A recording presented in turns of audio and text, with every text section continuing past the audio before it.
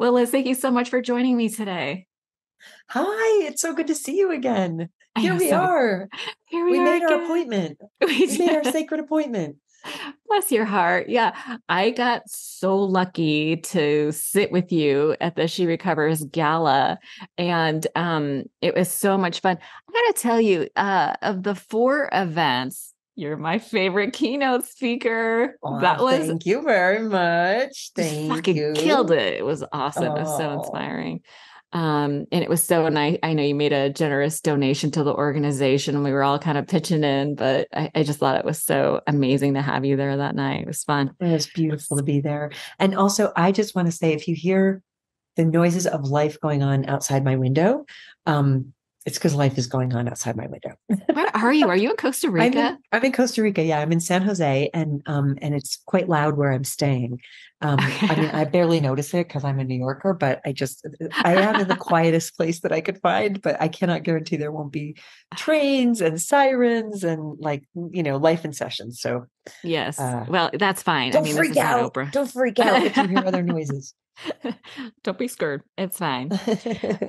No, I'm super excited. So we're gonna talk about your experience with the 12 steps, which I'm super excited about because I feel like there's a lot of people that have such an amazing experience, but there's also some skepticism out there. I'm writing a whole book about it, the 12-step guide for skeptics. But I just Cool. really, yeah, I just really appreciate your love of the steps, and I think it's so important to sort of talk about like the benefits, like the lessons that we learn and how it changes us. It makes us feel better and behavior change, which is kind of like the point of Miraculous. all, yeah, which is the point of all the things we do, right? So, but I kind of wanted to start in a fun place because I was a huge Oprah fan. I feel like Oprah raised me, and I know you got to be on the show. Were you on her show after you hit the New York Times bestseller list for Eat, Hmm. Pray, Love? Yeah. Yeah, she had me on, and at that point, I mean, I think the book had been sitting there at number one for like 6 months. I think it was at number one for 2 years. Isn't that astonishing? I think about it now and it's like, was it 2 years? I think it was 2 years.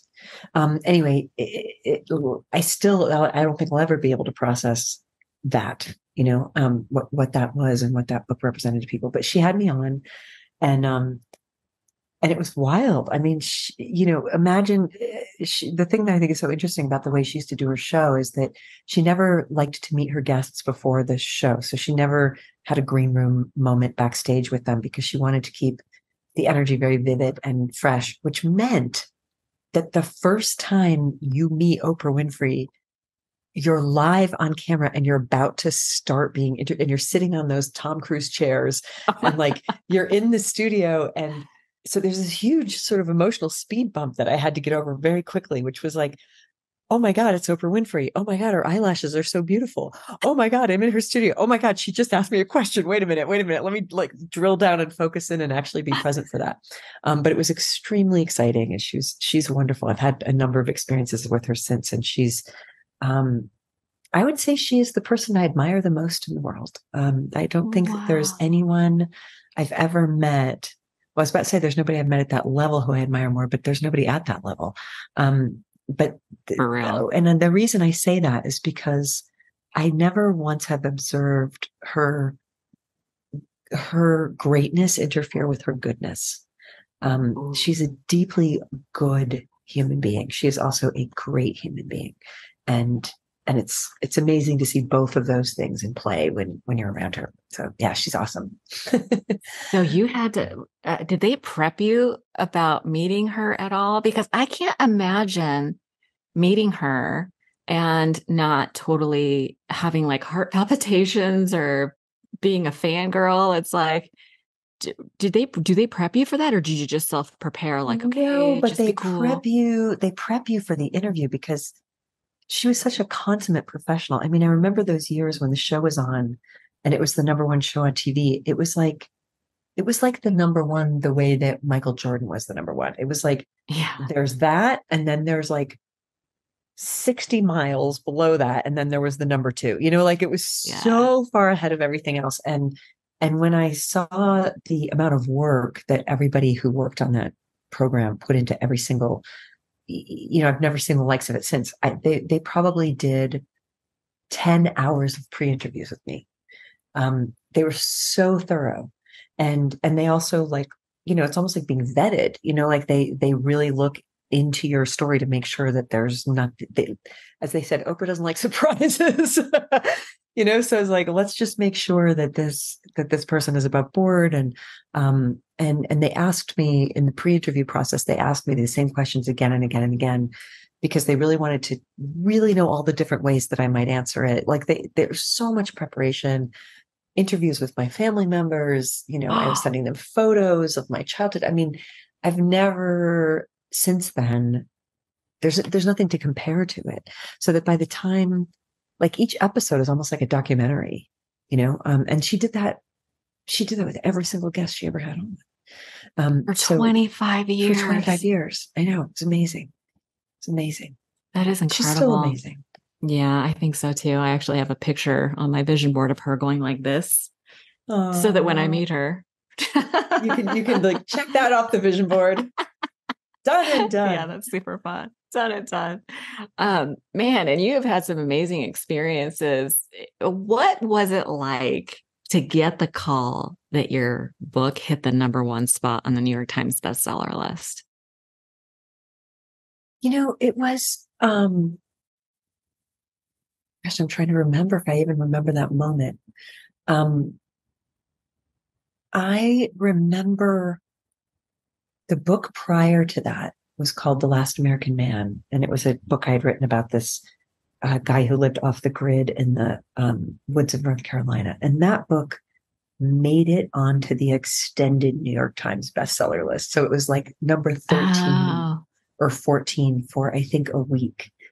And I think in a way that's more memorable to me because I think now Eat, Pray, Love, it got so much bigger than my capacity to comprehend it so quickly that I almost have given up on trying to process it. In fact, I have given up on trying to process it. I have I think that's really the only healthy thing I can do is to just be like, wow, I don't have anything to do with that. Like that obviously was like ignited by its own something that I didn't have anything, you know what I mean? Like that had its own life. It had its own energy. But I remember being at a bookstore on tour for The Last American Man in Wichita, Kansas, and getting a call saying that it was on the bestseller list. And I remember saying to my editor, does this mean that for the rest of my life, no matter what book I write, underneath the title, it will say New York Times bestselling author?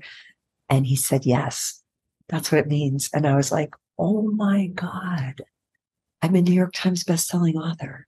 So I really remember that moment. Like, and there were 14 people at my book event that night in Wichita. And I told them, I said, you guys, I'm a New York Times bestselling author, and like, I don't know if they were as excited for me as I was for me. But something had happened very early on with Eat, Pray, Love.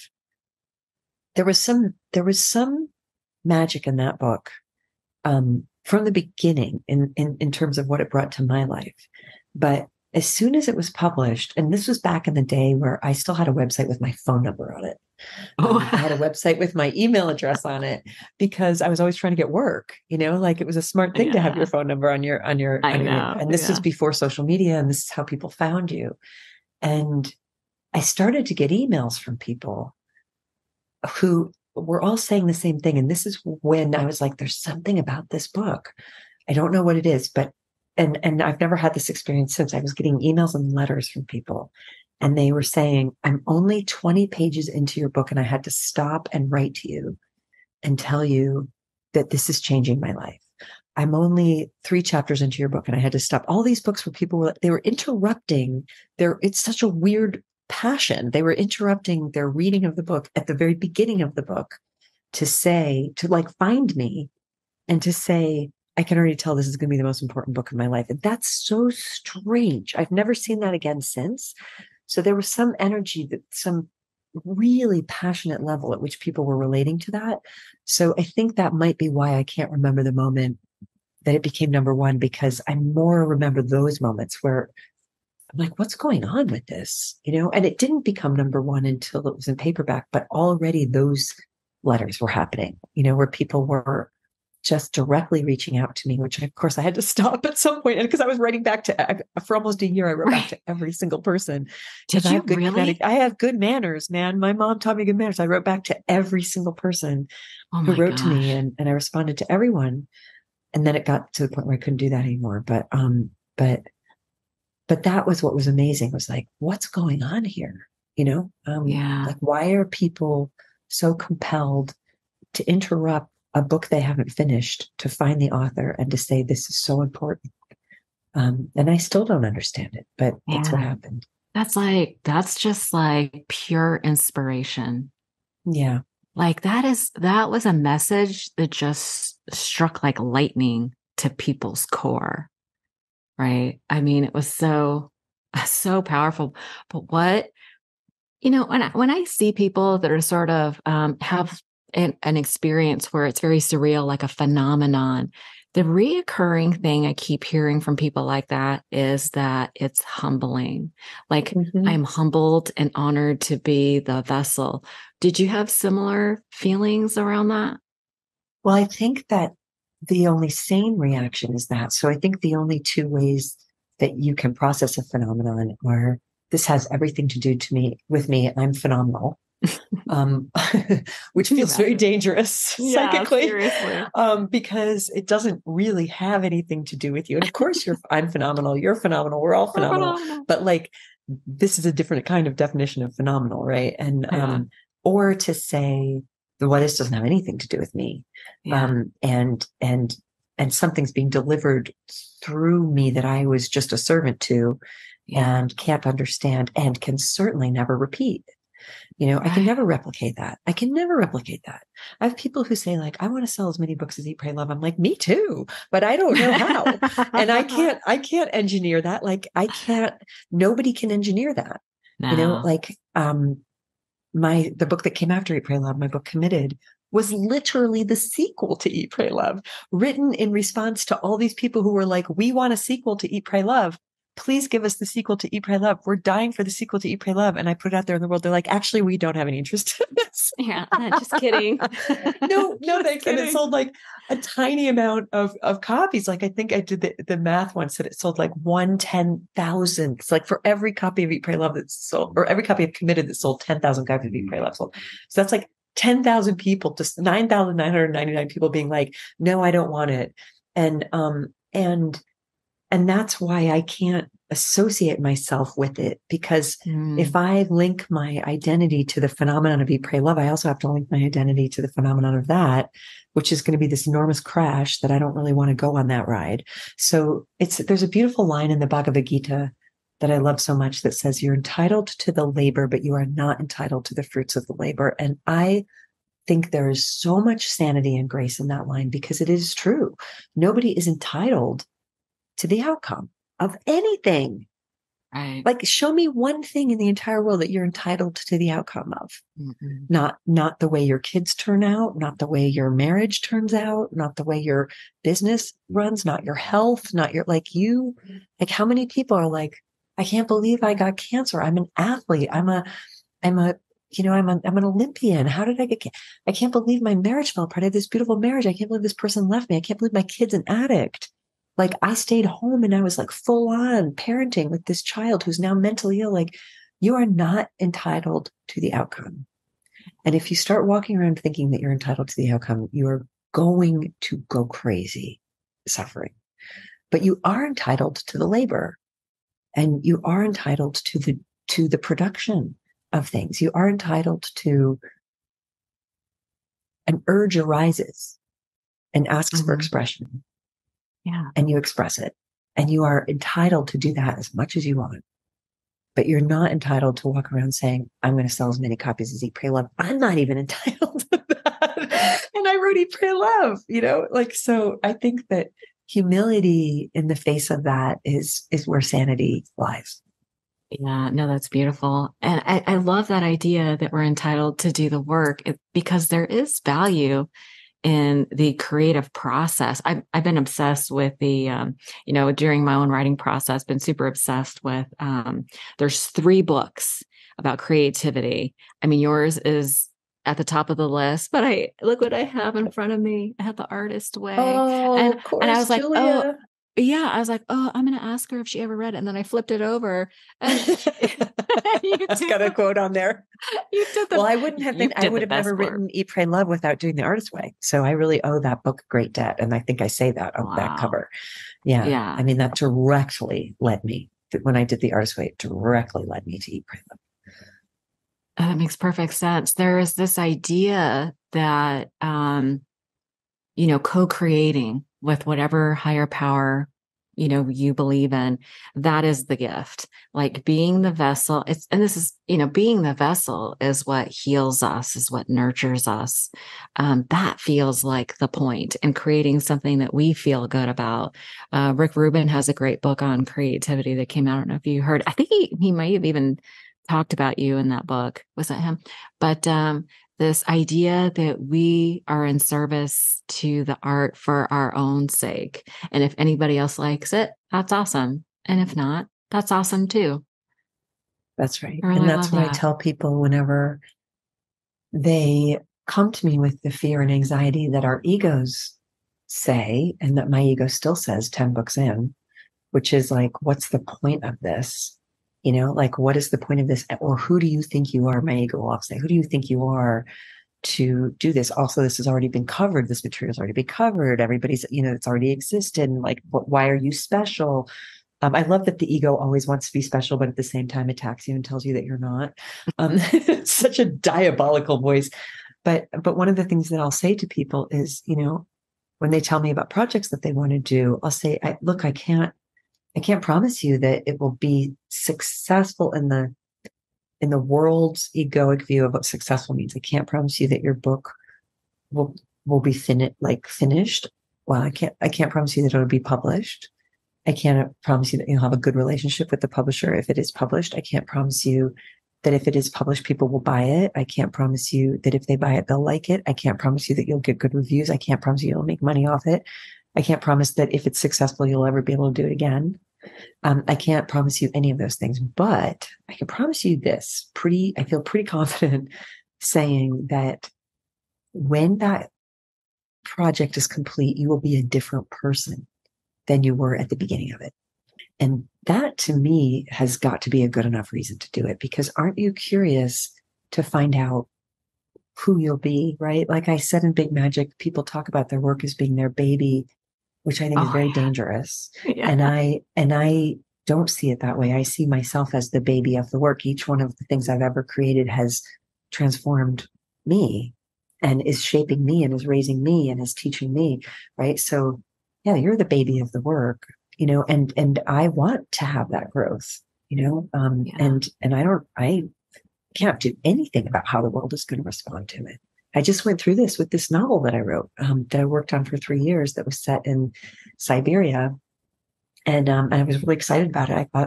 Still think it's the most beautiful novel I've ever written. And I announced it this spring, and everybody's all excited. My publishers were all excited. We were all excited. We like, here's the book. It's coming out, The Snow Forest, in February. Yay. Great announcement. Joy. And there was an enormous and immediate outraged reaction from Ukrainians who were like, Right. for fuck's sake, Gilbert, could you maybe not right this fucking minute publish a book set in Russia? Like, could you maybe wait till like we stop dying? Could you maybe like have a little sensitivity to what's going on? And I hadn't seen that, like I didn't see that when I was writing the book. I didn't see that. And no one in my group saw that. We didn't see that coming. And my reaction was to first feel attacked and then to examine that feeling and to be like, wait a minute, am I under attack? I feel like I am, but that doesn't mean I am. I often feel things that aren't true. And I really sat there with it and I was like, oh, wait, no, I'm literally not under attack. What's actually literally happening is that I'm sitting in a beautiful hotel room in London with a plush bathrobe on and a cup of coffee. I am not under attack. Yeah. People are having and expressing feelings, but I'm not being attacked. If Martians came to Earth right now and said, what's happening to you? And I said, I'm being attacked. They would look around and be like, can we be attacked? It looks really nice. Like, it looks really nice. Can we have some of that? And like, I'm not. They, however, are the people who were criticizing me are literally under attack. They are literally in a war. They are literally fighting for their lives. And my general position is if people who are being oppressed come to me and say, please don't do this thing that you're doing because we experience it as harmful, I'm not about to say you're wrong, Right. And then I started just listening to what they were saying and it made complete sense. I was like, oh, I get it. Of course. Never mind. We'll postpone the publication indefinitely. And that's what I've done. And I went to my publisher and I'm like, we're pulling it. I don't know when it will come out, but it's not the time. And I have other projects and I'm going to move on. And this is what I mean about not being in charge of the outcome. Like I didn't see that coming. And if I'm obsessed with the outcome, that's going to be a horrible week for me. Right. And people were trying to impose that on me and be like, but you worked on it for 3 years. I was like, I got to work on it for 3 years. Wow. Like only somebody who doesn't understand how magnificent it is to get to create would see that as a wasted 3 years. I got to be alone with this project for 3 years. I can't think of a better way to spend my time. And now my conscience says, pull it. So we're going to pull it and I'll do something else, because I'm only in charge of making. I'm not in charge of reactions. And that's sanity, right? Anything less than that is not going to be sanity. That is sanity. And what a beautiful way to, have perspective on external validation. A lot of us, most of us, I think, are you may be a little overly sensitive to external criticism. And, that's a beautiful way of really kind of soothing your soul around allowing other people to have their feelings without feeling the need to change it, whatever it is, both positive and negative, I would imagine. Listen, I hate being criticized by people who I know. Before you start thinking that I'm like really good at being like super zen. But strangers, you're cool. Strangers, I mean, it's a different thing. And also this felt like it was such a coordinated wave. I have a lot of readers in Ukraine. I've always had a lot of readers in Ukraine. And they were like, we love you, but please don't do this. And that to me doesn't feel like cancel culture. That to me feels like a conversation. Yeah. That I needed to be like awakened to. Yeah. But oh my God, if somebody who I care about criticizes me, it's not so easy. It's not so easy. That's a real pain point for me, but that's something I'm working on. Yeah. No, I'd like to be that zen all the time. I know, but somehow I don't know. God gives us different gifts. And for some reason, and I don't know why, I'm super oversensitive in so many other aspects of my life, but for some reason, creativity, the arrangement, the contract of it has always made sense to me. Like it's like somehow I was given that understanding from a very early age, which is like, I was never concerned about rejection. I've never gotten my panties in a twist about bad reviews. I waited 7 years of rejection letters before I ever got published. I was cool with that. I was like, listen, I'm a writer. I'm going to be doing this my whole life. Like 7 years of rejection letters, not that long if you plan to live to 100. It's not that long. I'm just going to keep doing it. It's not that long if you're in your 20s, right? It's like, well, okay, I'll wait them out. Eventually one of them's going to cave. I always had this kind of very relaxed attitude about it. And I don't know why, because I'm not relaxed in any other aspect of my life. But I think it's because God was like, I want you to do this thing and I want you to teach people about this thing because you're good at this thing. So I'm going to give you this talent, not just for making it, but for making it in a non-tormented way. And then all the stuff that you're not complete about, you're going to have to go find your own teachers about that stuff because you have some learning to do in these ways. Yeah. All the places where you are tormented, you're going to have to go find your teachers because girl, you got some evolving to do in these other realms of your soul's journey this time. You picked up some stuff in your last lives, but like you still have some work to do. Some work to do. Well, let's talk about the work that you need to do. Let's talk about we'll shift gears a little bit. Because, when I sat with you and we were talking at the gala, you had mentioned that the steps were like one of your favorite things to talk about. I was like, hot damn, we're gonna have a good conversation because it's one of my favorite things too. I remember Oprah even talking about, the 12 steps being one of the most healing vehicles of our age. It has had such a profound impact on our society, maybe even not so subtly. But let's talk a little bit about like, how did we get here to the place, where we're talking about 12 step? Where did this begin for you? I just want to echo your love of it. And I don't know, I don't know what Oprah had said about it, but I do love what Richard Rohr, who's a wonderful spiritual Love writer, said him. that he said the 12 steps of recovery are America's only but extremely significant contribution to world spirituality. Isn't that wonderful? That's so good. Only, but Oh. extremely significant contribution to world spirituality. And I think I'll lead with that just to say that, of course, the 12 steps were born in America because America is the most egoic and addicted culture the world has perhaps ever seen, barring maybe the Roman Empire upon which it is based, right? America Right. likes to think it's a Christian country, but it's a Roman country. There was a militaristic, egoic, status driven, materialistic society. That's what we are. And we have probably the most per capita number of addicts anywhere in the world. And we're creating more of them every day because we live in a culture that's like, you should get to have whatever you want all the time. Entitlement. Entitlement always leads to suffering. And also it's spiritually vacant. That entitlement is spiritually vacant.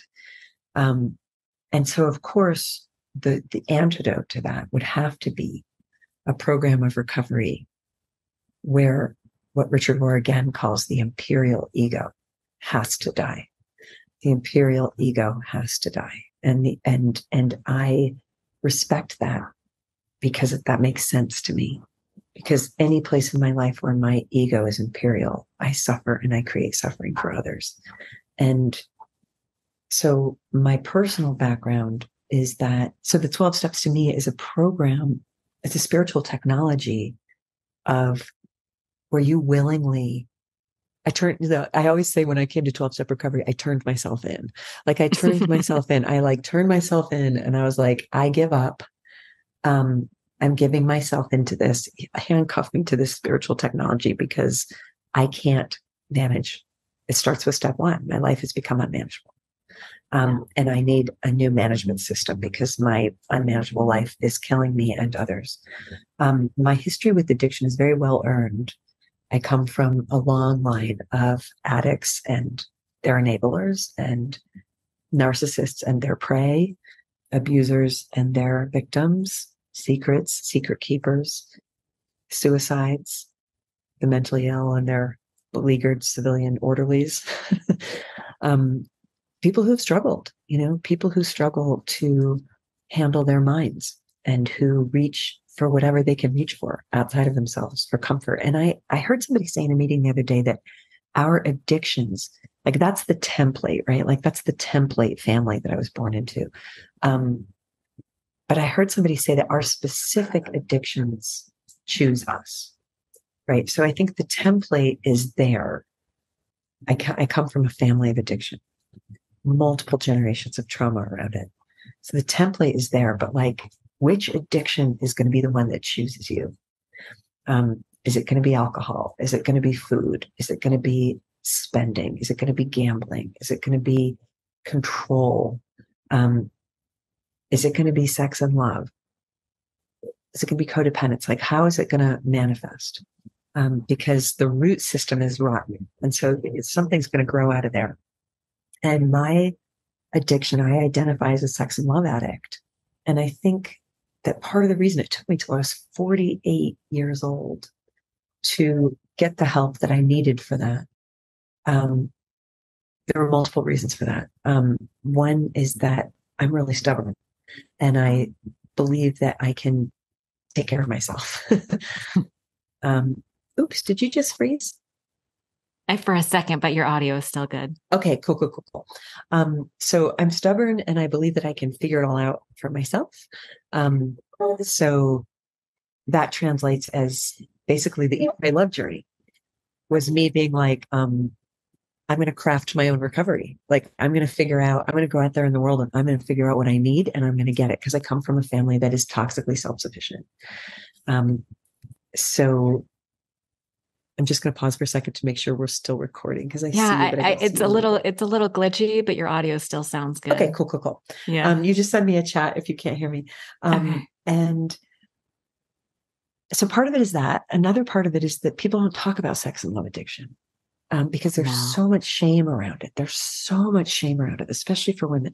And I'd heard of sex addiction, but I'd heard of it as something like what I associated it with, what I thought that was all about like pornography and prostitutes and just a kind of behavior that I didn't engage in, so I didn't associate myself with that.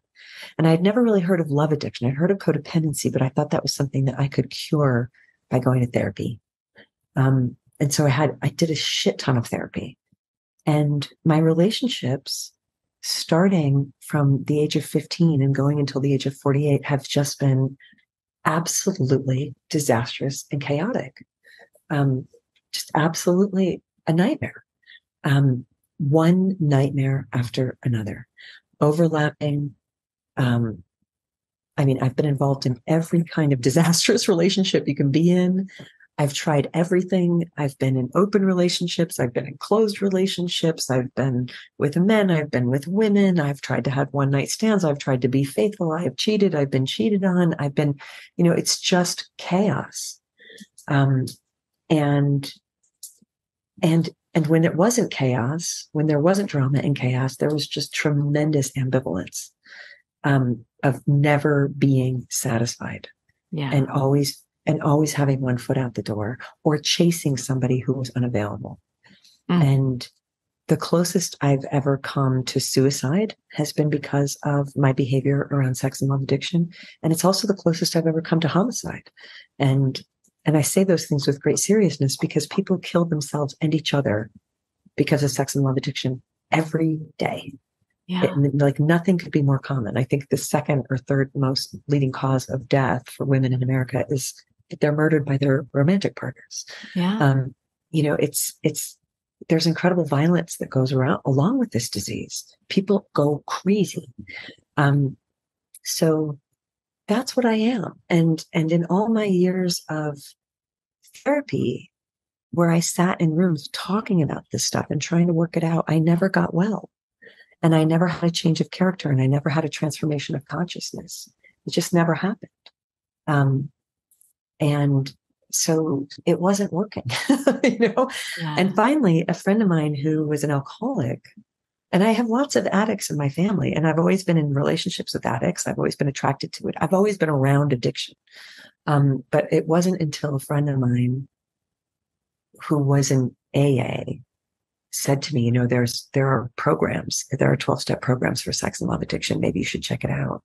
That I went. And when I went online and I looked at the 12 characteristics of sex and love addiction and did the test, I was 12 for 12. I was like, this is test. These are my fingerprints. This is my blueprint. Somebody's been reading my mail. This is me, and what I felt, instead of the shame that I have felt my entire life, what I felt was this tremendous relief, of like, well, if there's a problem and the problem has been named, then there has got to be a solution. And so I gave myself over to the solution, and the solution has been the 12 steps. And that was almost 5 years ago. And it is the only thing that has ever changed my life in this regard.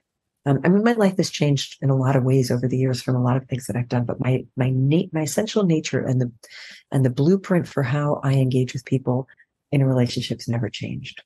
And the great God-sized hole that I kept trying to fill with one person after another, constantly looking for the one who is going to save me. That's all changed.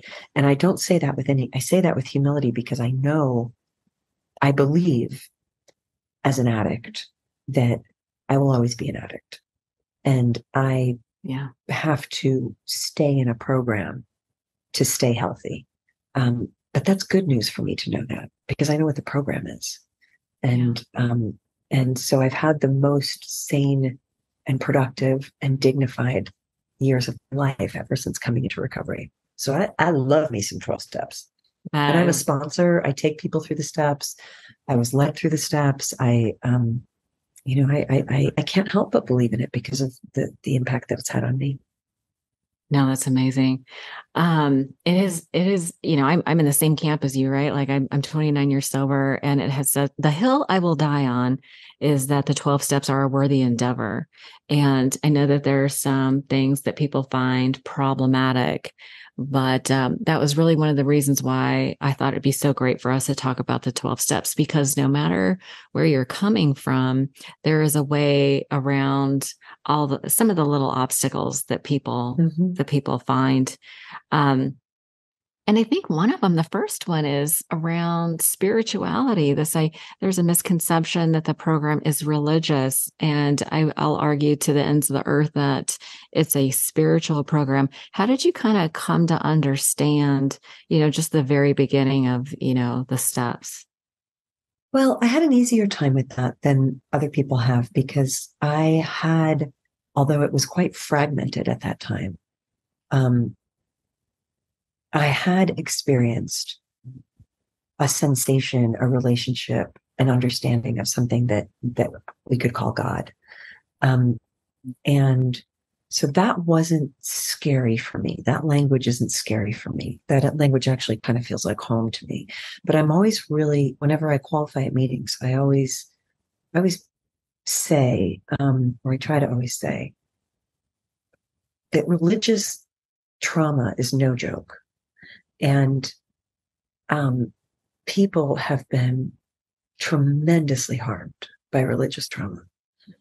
And religious trauma in America is huge because there's so much fundamentalism in America, and so much misogyny and so much abuse that happens within religious structures. And so there are people for whom the word God is a traumatizing word. And that's not God's fault. Or, I have a friend who always says, God just has really bad PR.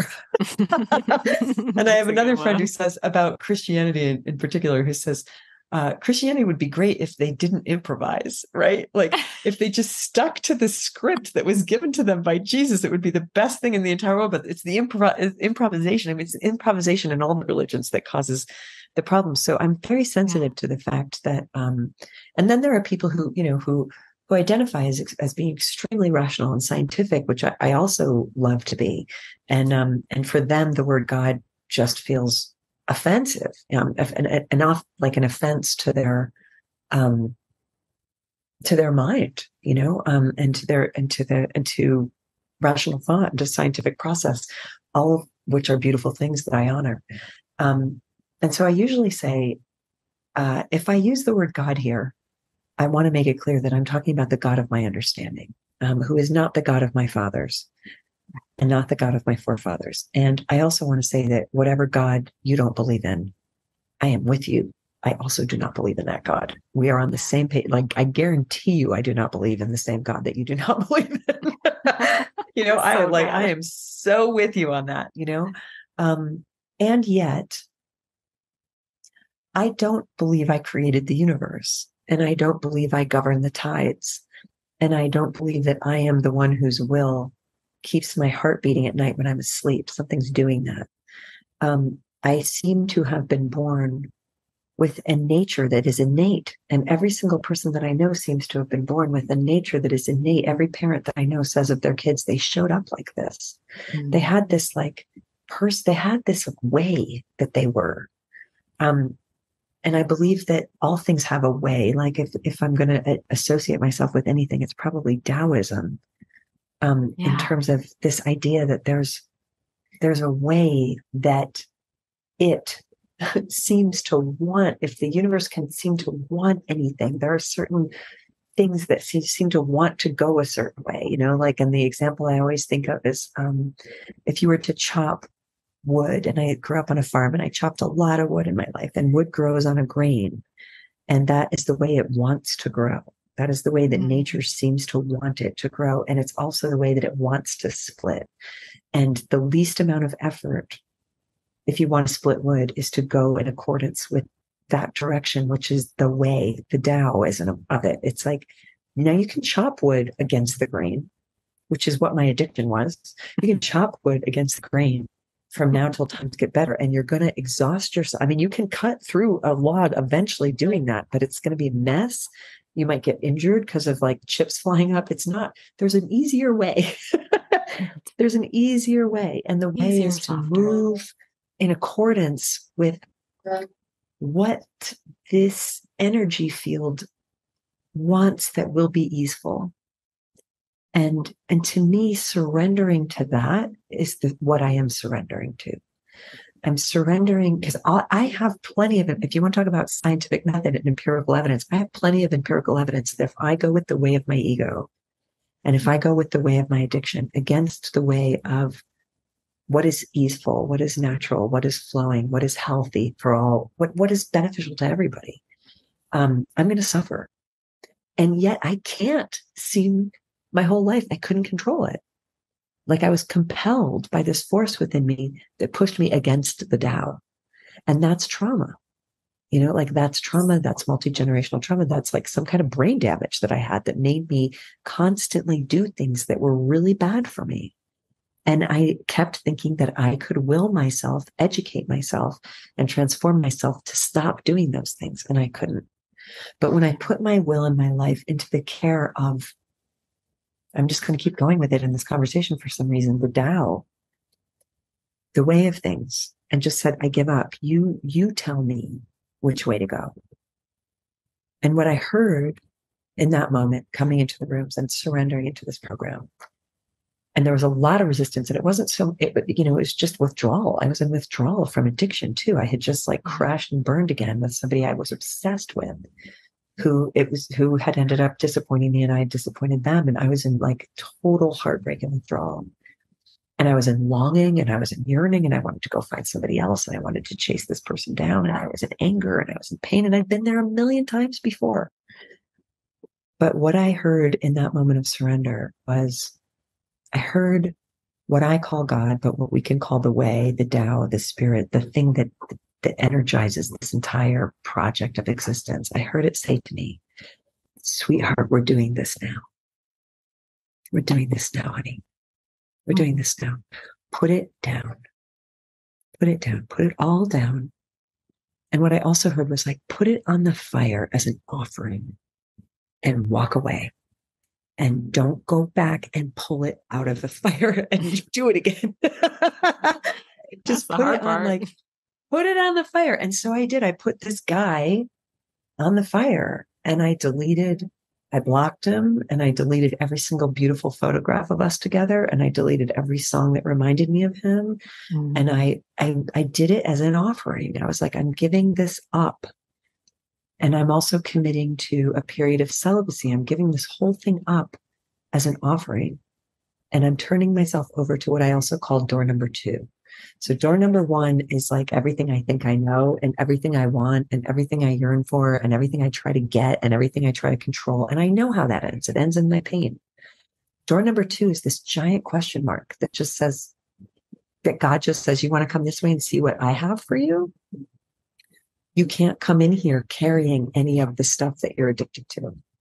You have to put it all down to come into door number 2. And then I've got stuff to show you, but you have to come empty-handed. Like you can't, and I had all this stuff I was hiding behind my back. I'm like, I'll keep alcohol though, because I'm not like a problem drinker, and then after like a month in the rooms, I was like, you know what? I think I'm going to put alcohol in the fire too. Yeah.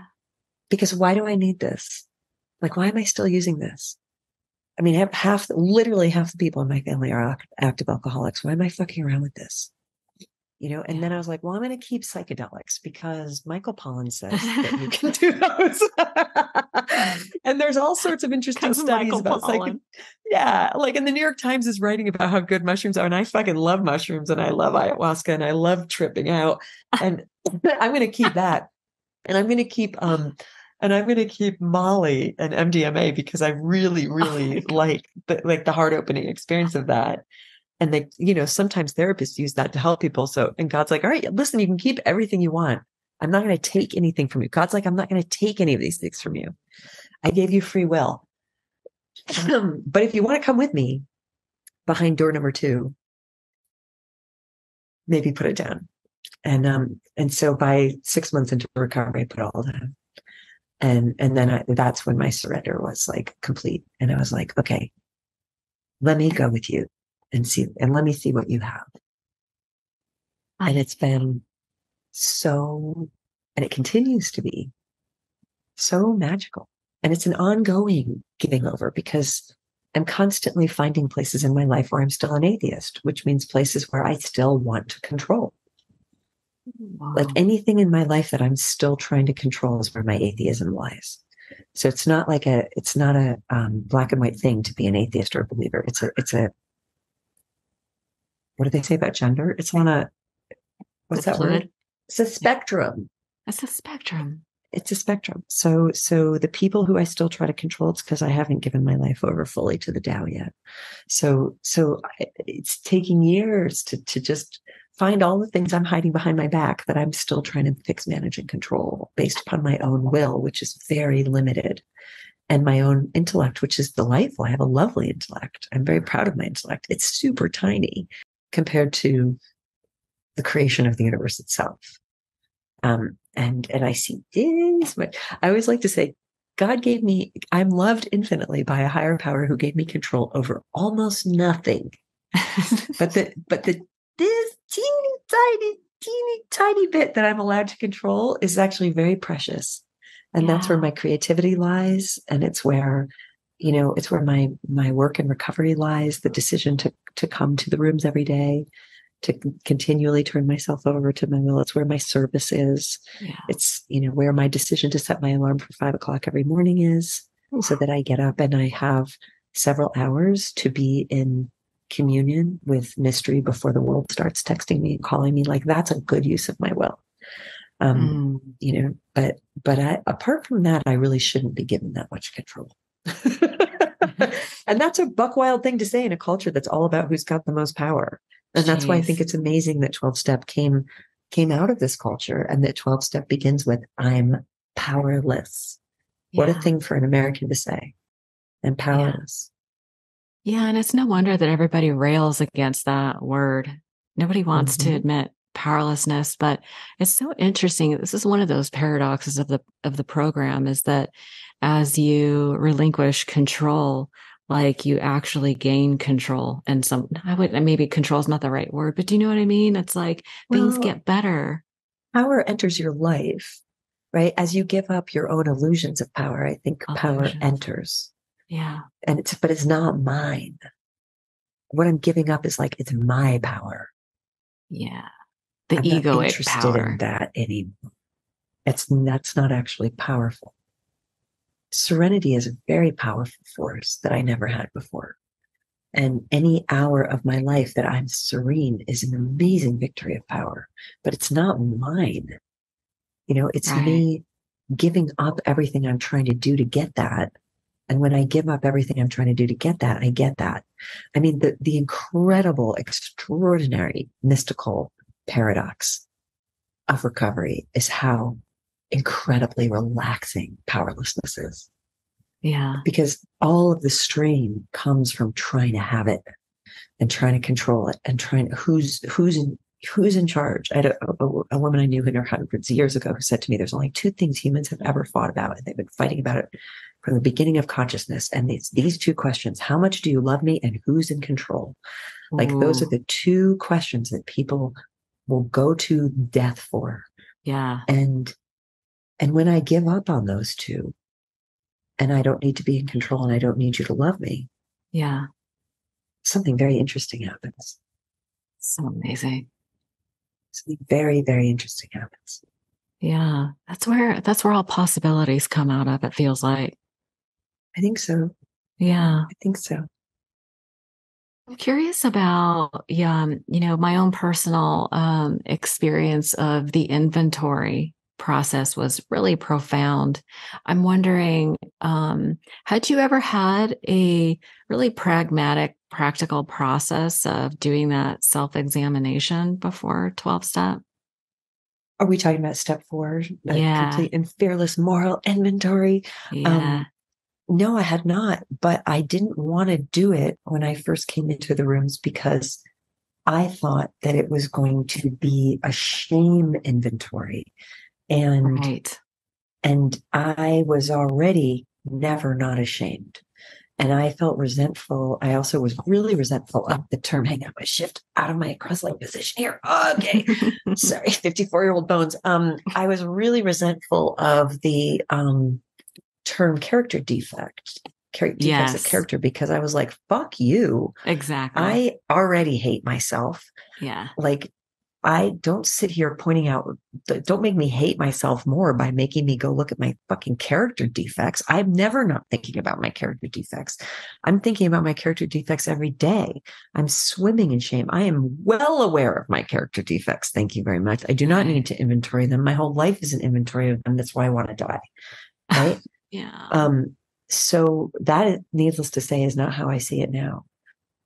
I still use, I know some people say character defenses. I still use the term defects of character because that's what they are. And they're not my fault. They're not my Exactly. fault. My defects of character are not my fault, but they're super defective. Yeah. They're like when they arise, they are arising from a super defective place of me. And I can tell that they are because of the defectiveness they cause around me. Like they are the cause of defectiveness around me. They cause defectiveness in relationships, defectiveness in communication. They cause me to jump out of my integrity. They cause me to shame myself, to blame other people, resentment, fear, all of it.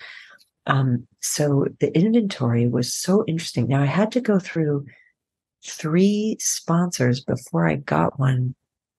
And it wasn't like that was wasted time. I got so much out of all 3 of my first 3 sponsors. I love them to this day. I am so grateful to them. But it takes a while in programs sometimes to find somebody who you can align with, who can really help you understand, and up until that point, I got through steps 1, 2, and 3 with 3 different sponsors. And when we got to step 4, it always collapsed. And it's because I didn't get it. Like I really didn't get what we were doing. And it felt scary and it felt mean and it felt like it was going to catapult me into depression and despair and self-hatred. And the way that they were doing it was weird and didn't make sense to me, weird to me. And then I ended up finding a sponsor who was a big book sponsor, a classical big book sponsor. And even though I don't identify as an alcoholic, alcoholism has certainly warped my brain because I come from, all that defective thinking comes from like multi-generations of people who were warped by addiction and alcoholism. And so she led me through a very classical, very straightforward inventory. And it's funny because I was just on the phone yesterday with one of my sponsees, bringing her into this process and teaching her how we were going to do it. And it was so straightforward. It was so straightforward the way that she had me do it. Like she had me write a list of every single person I resented and every single thing I resented them for. That itself took almost a month because I compiled 380 resentments. And I was like, she said, do it thoroughly. Every single one that you do is a gift to yourself. Right. And it almost became a game. I went through my phone contacts and I was like, oh my God, I have resentments against every single person in my phone contacts. Like, and then it was like, how many resentments do you have against each person? And then she had me list them like one sentence, very straightforward, like I resent this person because whatever, I'll think of an imaginary one. Like they borrowed my car. That didn't happen. I probably wouldn't care, but like, whatever. I just listed the resentment. And then she had me inventory each resentment with these questions, which were, who is the person I resent? How did I want it to go? Which is my favorite question because it's where I can see my ego.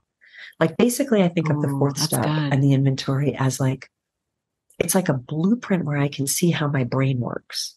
And so how did I want it to go is where my ego has to come out of the shadow and it gets to say, if I ran the world and I got to be whatever I wanted and everything happened exactly the way I wanted to, this is what would have happened.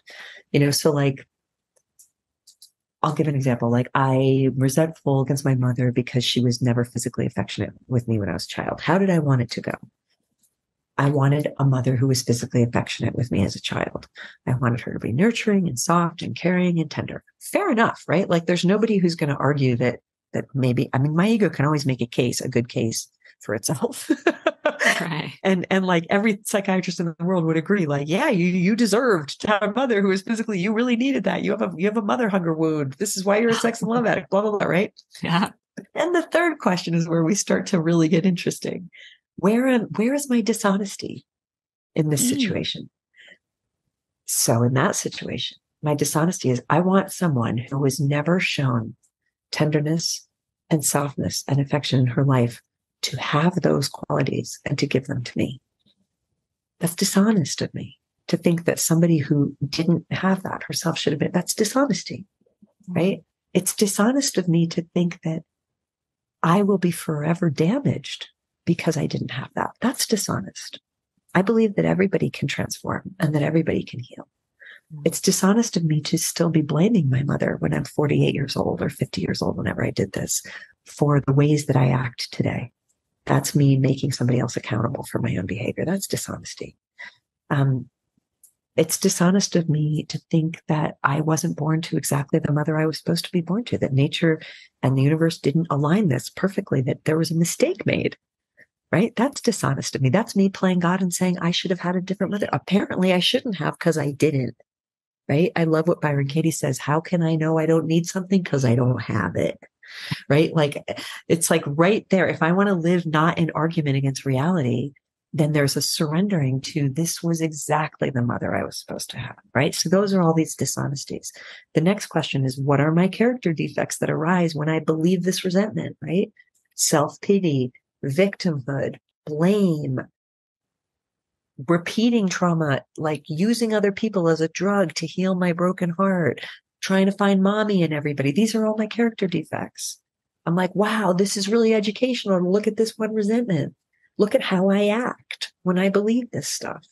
And what is my fear in this situation? My fear is that I'm unlovable.